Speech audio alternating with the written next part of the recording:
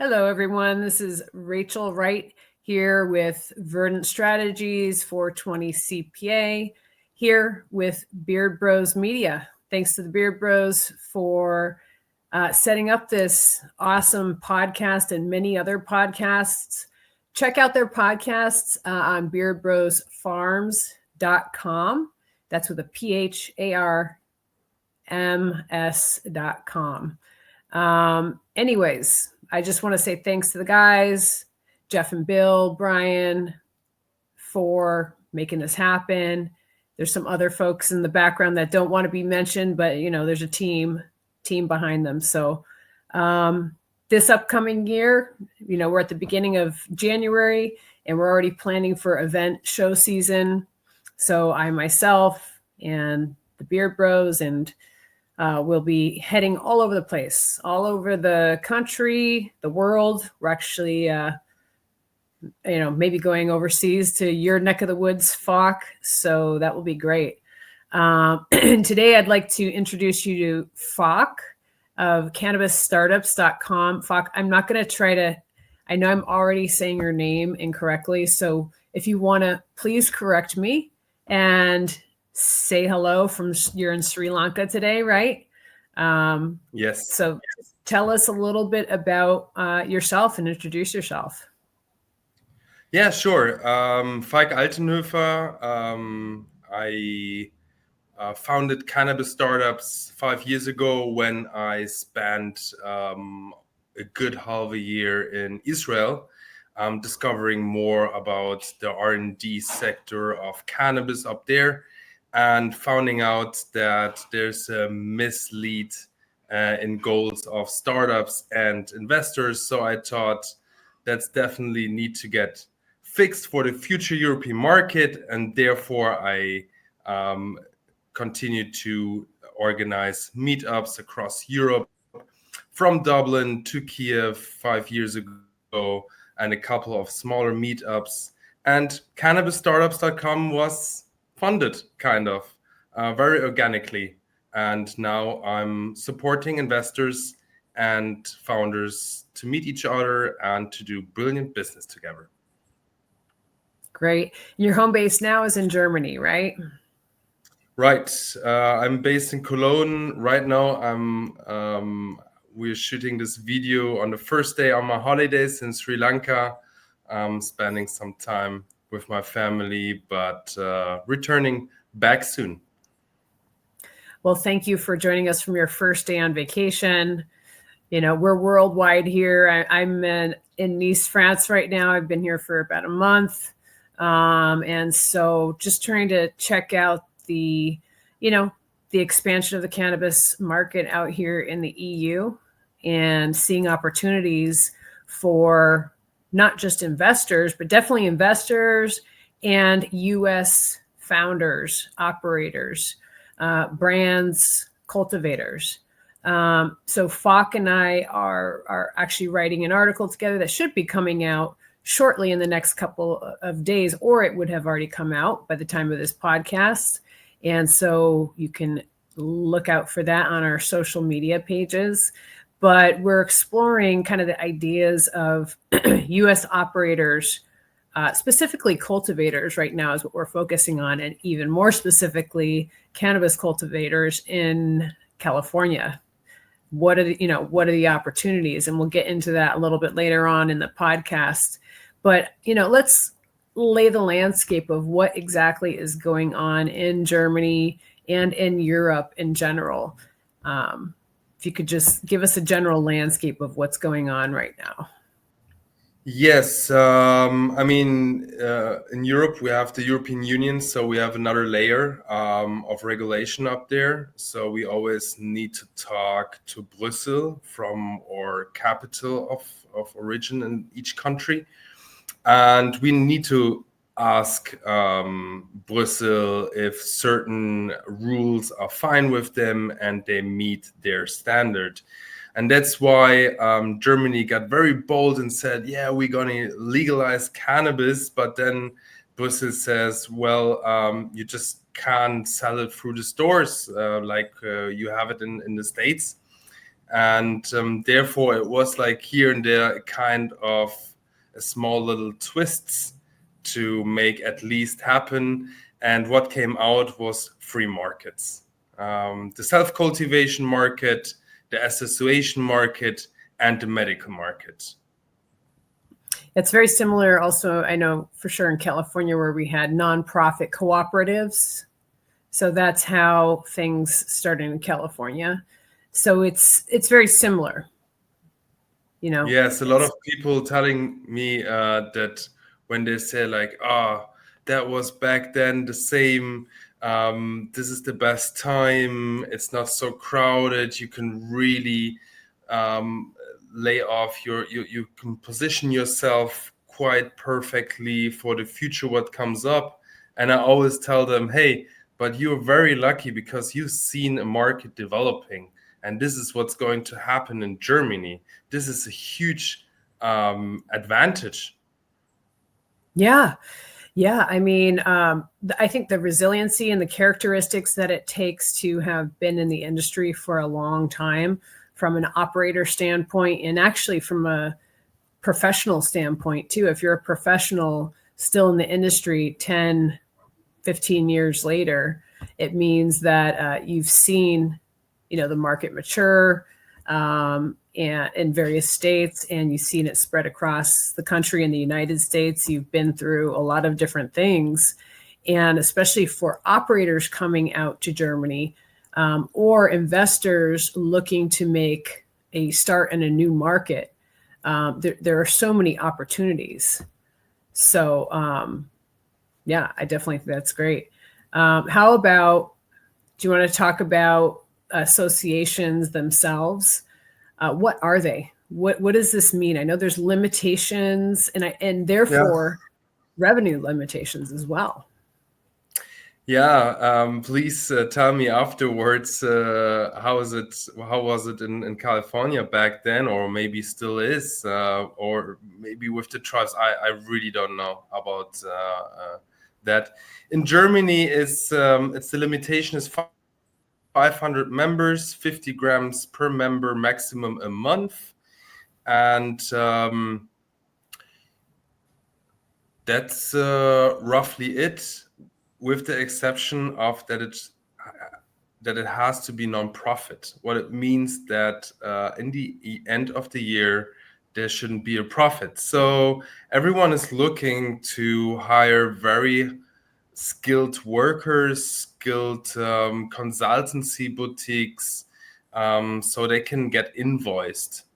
So that in the end there is no profit. So it's a very huge regulational CPA financial game. In the end, you need to have a very well-known team who's just having a huge experience with holding structures, etc. Yeah.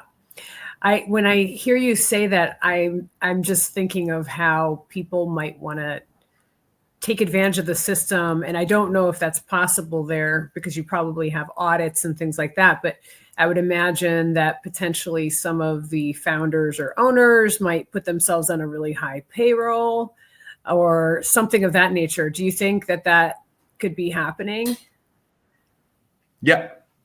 I mean, everyone in the club is having huge earnings each month to get paid. Everyone has a kind of their own personal company, so you can invoice the association up there. I'm hearing opportunities for professionals too, but okay.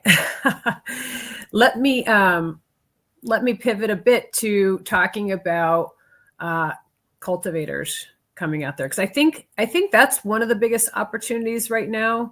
I think brands are potentially, I don't know, that's what I want to explore in this podcast. So first, let's talk about cultivators coming out from the US, setting the landscape here. We've got some cultivators that have been in the industry for 10, 20, even 30 years, believe it or not. And I know specifically, I'm from California, so obviously I'm going to be a little biased here, But I think that the rest of the world, from what I've seen, really does look to California. Hopefully that's not California exceptionalism. I'm a little proud of our state and what we've been able to produce. But what do you think about that? Do you think that the US has opportunities with its experience in the methods to do a knowledge transfer? And then what do you think about California specifically?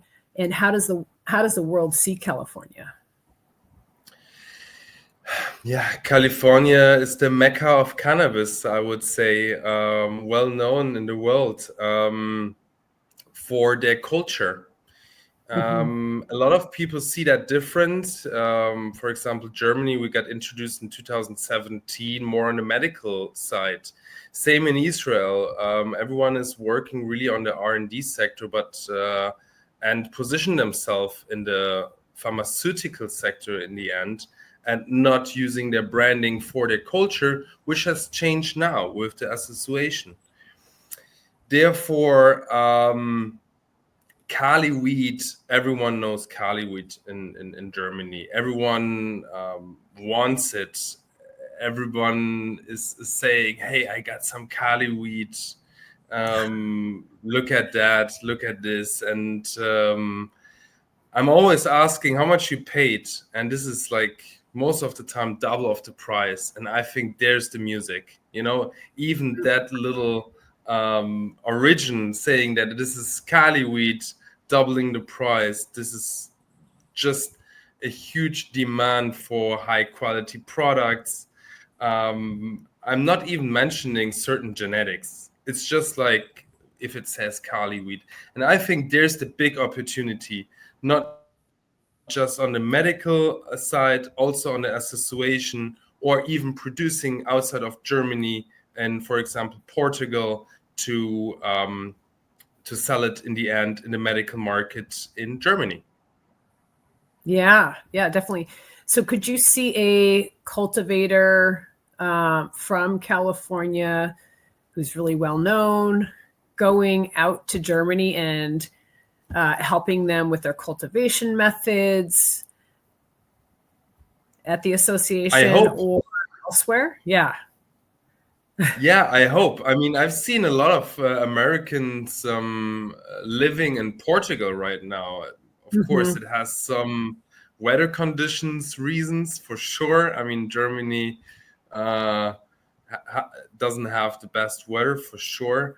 But from tissue culture knowledge to really curing knowledge, this is like very niche specific. This is what's needed, and I hope I see more Americans coming to Germany, and I think that most of the Germans are quite English savvy. I really don't know about visas, etc. But I mean, if some already made it to Portugal, which is in the European Union, there should be a way into Germany as well. Well, that's one reason why Americans are going to Portugal, because you can essentially buy a visa, so to speak. So one of the entry points for Americans and other people is known as Portugal. And so I think the price to get a visa in Portugal has gone up. It's really that I think you have to invest in real estate. It used to be like $200,000 that you would invest. I think this was a few years ago. And now the price has gone up to like $500,000. And I haven't checked on the rates recently. But essentially you have to, go into Portugal and buy real estate. And there's various ways to do that.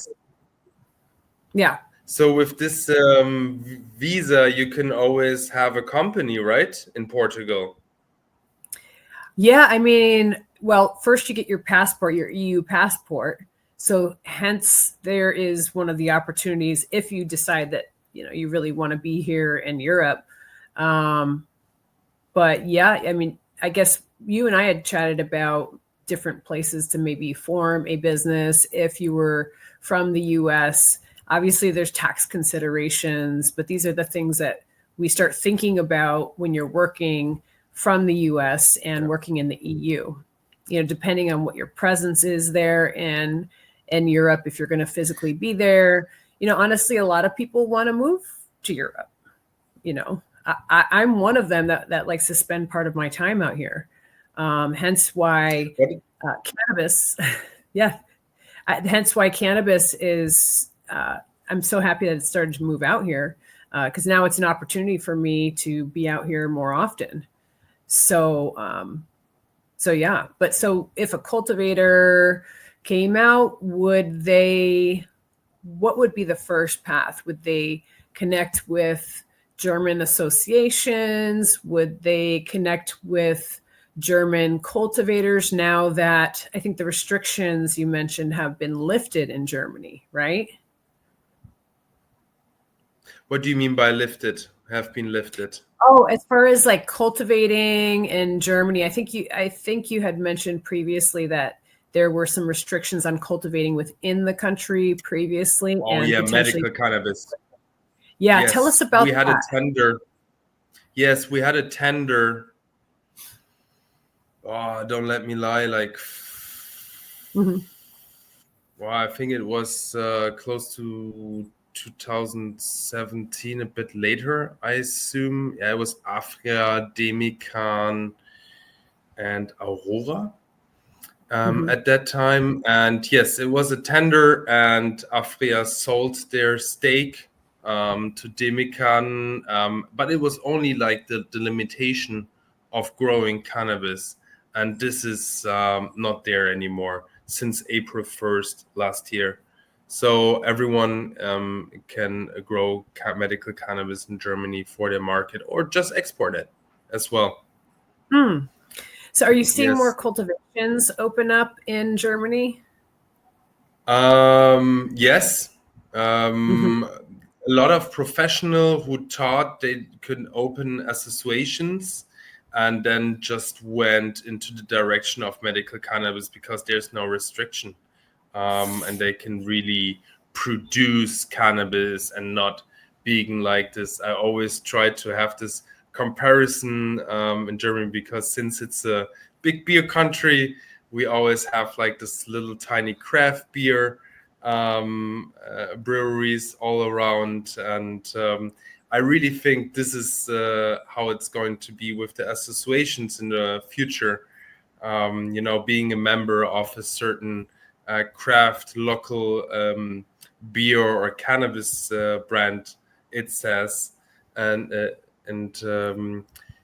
in the future, more and more, this American person or this American company really have to decide by themselves where to enter first. Mass production, if they understood the game of mass production, it's better in the medical space. But if they just want to have a little footprint on the German market with an association, this is the way to go. Where to start? Just reach out to me, and I can always help with a connection. It's hard to say, but I know a few people in Germany. Mm-hmm. Yeah, so you are definitely a connector. That's what I've heard from our previous conversations as well. And that, it just emphasizes the importance of relationships. Relationships are so important in any industry, but especially in this industry. The regulations are constantly changing, I know, in the US, and I'm sure they're constantly changing over there in Germany, right? Or no? Yes, indeed. Yes, we just announced in December that Germany is testing under this EU umbrella the sale of cannabis, which means that a certain it has to be scientific proved. So very lousy questions get asked to the people, and they can apply on the tender. Not on the tender, they can apply to get a license to sell it through their stores. But I think this is going to change soon, because I don't see a huge potential with the election coming up in February. And and I hope that Trump is, apropos elections, I hope that Trump is going to have a change there. What is your take, Rachel, by the way? Do we see finally the regulation and a normal market in the States and not state by state and level regulation? Well, so if I had my crystal ball, no, I think there's probably, I really try not to project with regulations. I know as soon as I heard that the DEA was suggesting, I guess, rescheduling, that everybody was really, really excited, including myself. And then I said, wait, hold on. There's so many other steps that need to happen before the rescheduling. And now that there's a new presidency, I'm sure there's going to be most likely other priorities. Cannabis is not going to be the top priority. So I think we continue to operate our businesses as normal. We've been promised so many things in this industry. We've been promised safe banking, rescheduling, just you name it, not just even at the federal level and state levels and municipalities. And I think you just have to keep operating as normal. And if it happens, it happens. And then we deal with it. Then you can actually prepare yourself if it does, and start thinking about a plan. Okay, if things reschedule, investment comes in, X, Y, Z, this is what we're going to do. And then if we get safe banking, hopefully we can get lending from institutions that we weren't previously able to. And then that will open up the possibilities for these other things, right? So it's good to make plans just in case, but some people that I talk to are actually banking their whole future on rescheduling. And I definitely think that that's a mistake. We need to operate preparing for the future, but also think about where are we right now? The regulations may never change. So. Right. Yeah, that's smart. Yeah, it's, I mean, do they have a running business model? I mean, I've seen this in the past in Germany as well. There was a huge CBD market, with edibles, with gummies produced in the CBD space. It was made out of HHC, which is close to THC, to have this flow and just test out certain product ranges. But in the end, it will be so much easier to just regulate the substances, THC.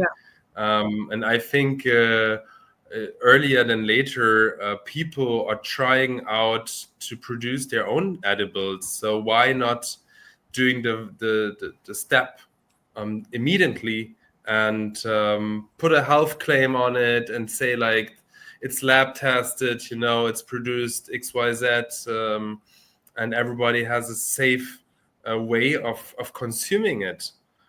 Not even mentioning beverages. Totally. There's so many opportunities. I have a question. So in Germany, are there such thing as a brand? Cookies just got introduced. Yes, we have other brands. Like Flower Time translated, Blütezeit. A couple of brands get. A few came out of the just mentioned CBD space, and they really built relationships with influencers. As you know from the States, with rappers and other artists, and that gets established. In the medical space, they're very, it's not so easy to really establish brands. You have to watch out on your own health claims and what you're saying. The same with the association. It's only allowed to inform the user, and it's very not really written down what means informing. So there's still a discovery phase, let's say. So help me to visualize. If I walk into a German association, right? Are there packages on the wall, or are they behind a, like in a back room where the pharmacists have to go and get it?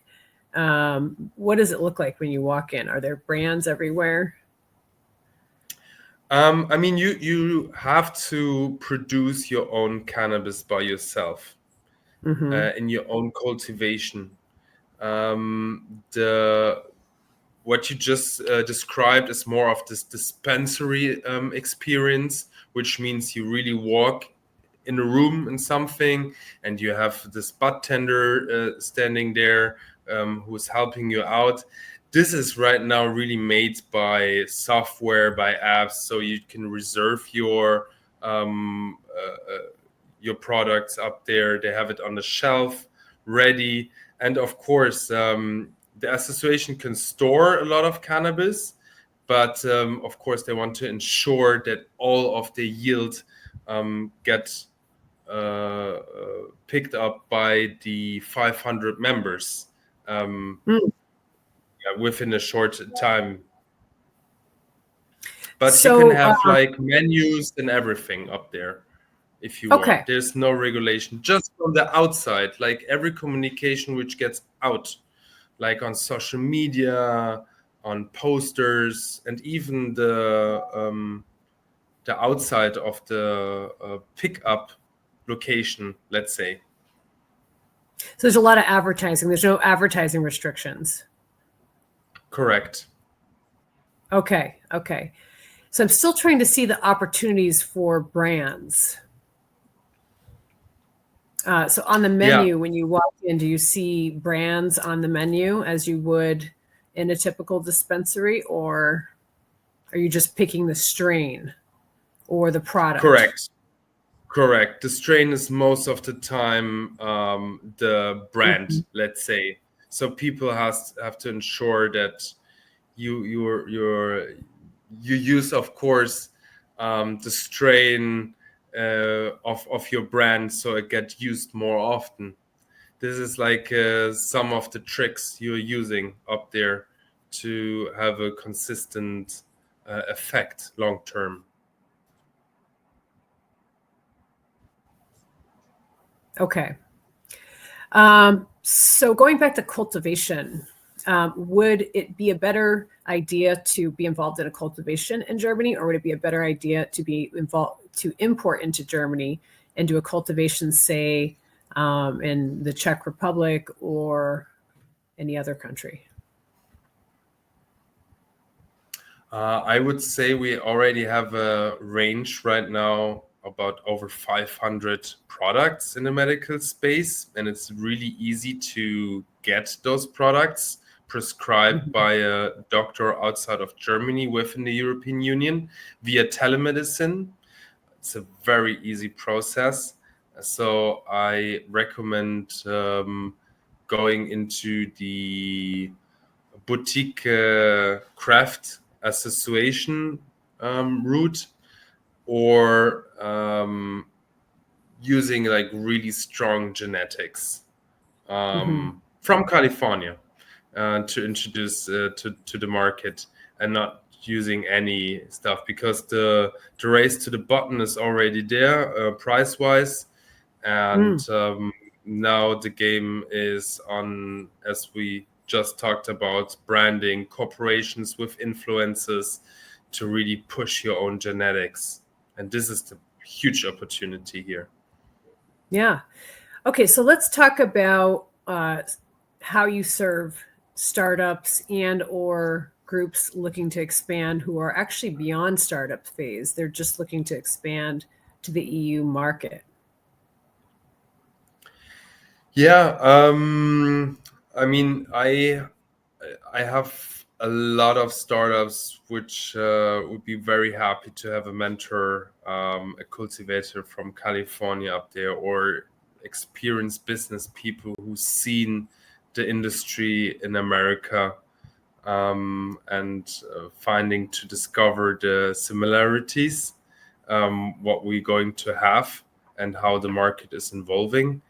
And everything which are not touching the plant businesses are super interested in the German market because they're easy to introduce. And everything what's really touching the plant is already regulated, like seeds for centuries.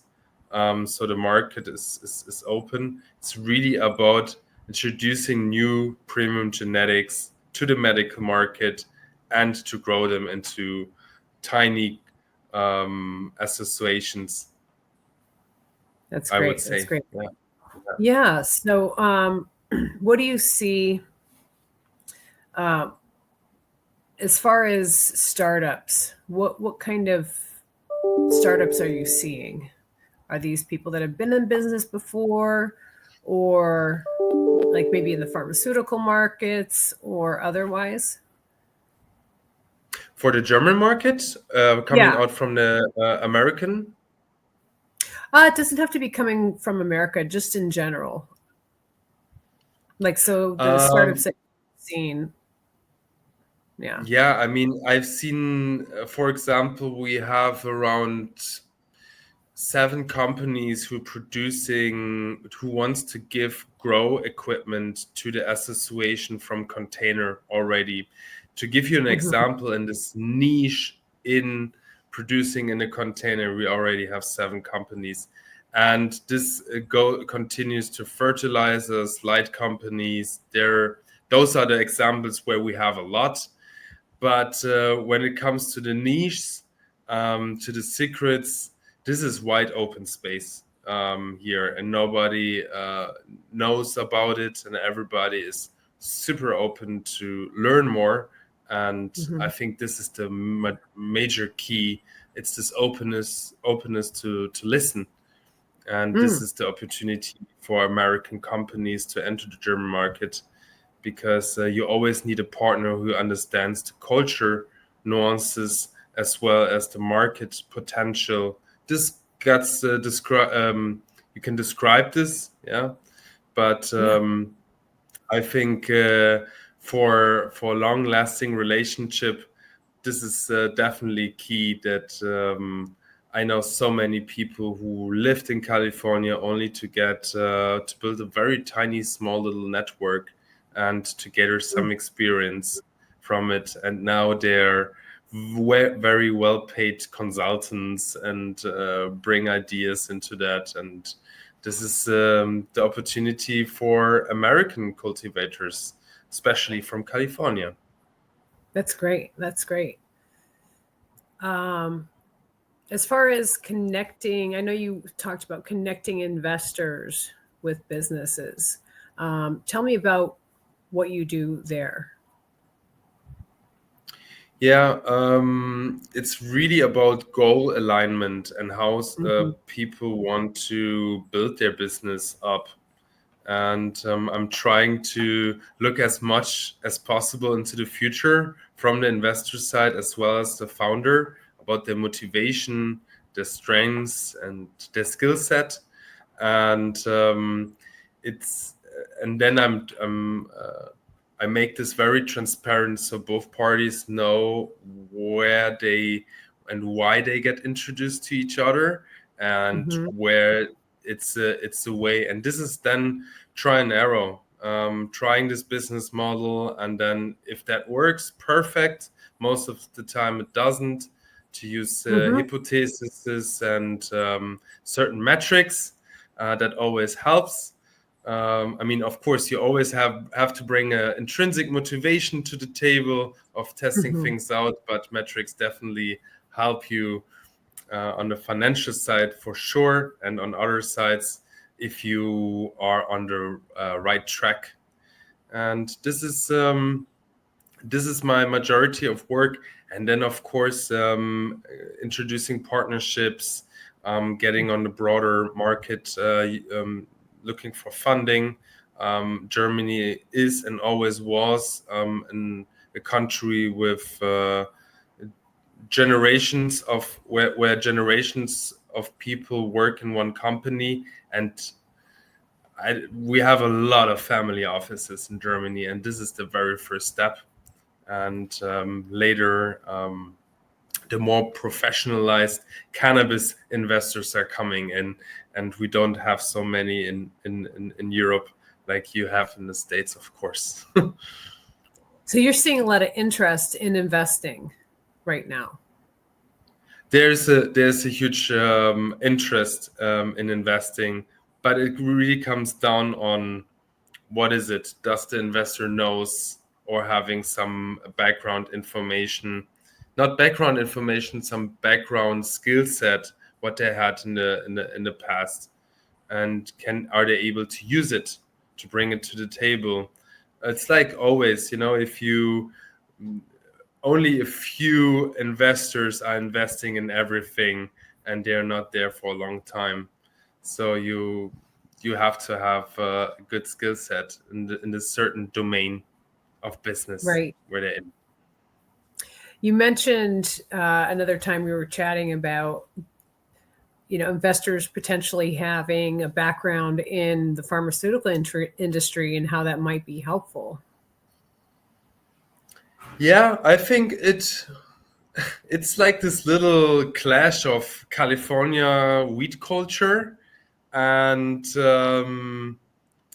let's innovate in pharmaceutical products in the pharmaceutical from the German market, which is very old, very long, has a very long history, and I have a lot of examples where German innovation, German researchers brought some crazy medication. And I think this is the beauty of it. There's two sides coming together and bring really a holistic healthcare system, as well as looking at the person more holistically itself. And this is or both opportunity for the future. I love that. I think we're going to wrap up a little bit here. Falk, do you have any, wrap up notes here? I know you just arrived on your vacation day one, so I don't want to take your whole vacation here. No, and this thank is you. not. Yeah. Mm-hmm. I think if you really plan, if the American market gets too small for you, where do you move? And what is not so far of your own culture? And this is Europe. And where's the biggest market in the world? This is Germany. And it's for a reason that quite a lot of companies have their headquarter in Germany. It's not about their international population, as well as we just have a huge buying power. We are the strongest country in Europe. And if you look at the rankings, Germany is always in the top 10. Yeah. Well, are you going to the ICBC Berlin conference by chance? Yes. Yes. You're going? Okay. Yes, for sure. Yeah. Sounds great. That sounds great. It's definitely on my wish list. I'm seeing there's a lot of conferences happening around that time. So, trying to do all the travel arrangements and decide between the various events. But I know a lot of people that are going there. I'd love for you to take us on a tour to an association if they will let us go there. I don't even know if they'll let us go in there as the public, or you have to have some type of security badge. But I'd love to be able to see one and just see what it looks like, see how it feels and operates and things like that. That'd be cool. Yeah, I would love to. Yeah. Well, excellent, Fox. So how do we find you online? How do our guests get in touch with you? Yeah, you can look for my name on LinkedIn or just type in cannabis startups.com. I post almost daily an article about what comes to my table and my thoughts about the European market. And I run for quite some years every month a deep dive with Peter Homberg about EU regulation. And I think this is the very first point where to get an idea of this market itself and all the potentials which are lying here. And as everyone knows, reading about regulation should be a little hobby, because out of regulation there comes business opportunities, and you definitely have a step up front versus the other ones which just doesn't understand or too lazy. But this is definitely a key for sure in Germany.